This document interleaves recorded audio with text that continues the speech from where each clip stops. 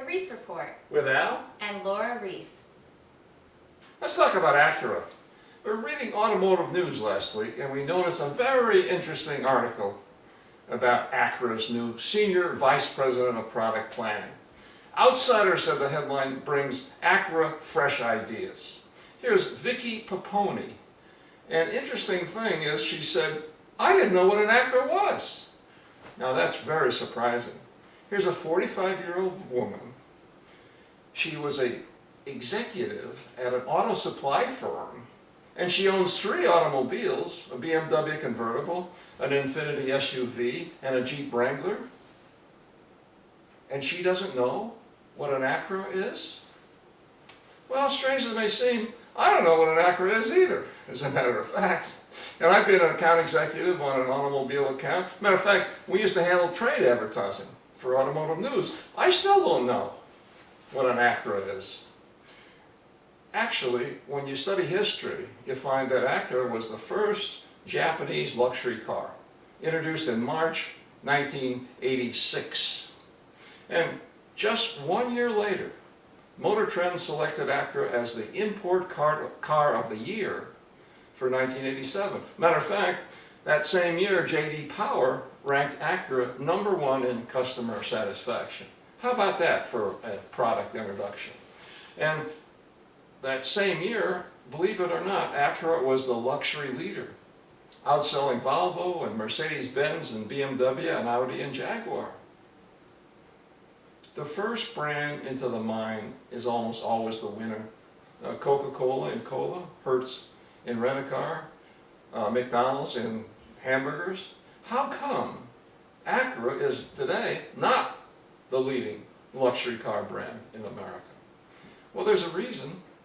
Acura made a mistake. Not only did they introduce the expensive 6-cylinder Legend model, but they also introduced the inexpensive 4-cylinder Integra model. I mean, look at the 1987 list prices. Hondas were from $6,000 to $16,000, and the Integra was $10,000 to $12,000. I mean, right in the middle of the Honda line. On the other hand, the Legend was almost twice, matter of fact, twice as expensive, from $20,000 to $26,000. This is schizophrenic. They had inexpensive, basically rebadged Hondas, and they had expensive 6-cylinder luxury cars. Why did they do that? Well, one reason, it's a dealer problem. The dealer said, wait a minute, I can't just sell expensive Acuras here. I mean, I got to have inexpensive cars to drive more traffic. What is this? I mean, I can't live off just the expensive cars. You know what? Companies make a mistake when they kowtow to dealers. The dealer has his own agenda. The company has its own agenda.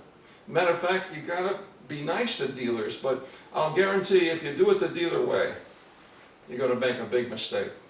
The second Japanese luxury car, as you know, is Lexus. Lexus did not make the same mistake.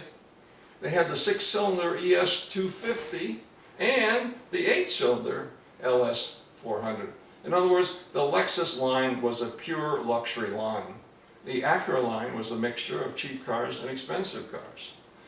As you know, Acura today is the largest selling luxury car brand in America, ahead of BMW, Cadillac, Mercedes, Acura, Infiniti, and Lincoln. As a matter of fact, Lexus outsells Acura, even though, on average, Acura automobiles cost a lot less. Last year, Lexus sold 302,000 cars, and Acura only 209,000 cars. Look at the sales. You see, from the launch in 1986 Acura to last year, 2005, you notice that little dip there? That was no accident. That little dip was due to the introduction of the Lexus. Notice another thing. It took 9 years for Lexus to become the head of Acura. 9 years. Lexus had the right strategy, but you can't expect strategy to work overnight. You got to give it enough time. Lexus had the courage of its convictions. Luxury cars only.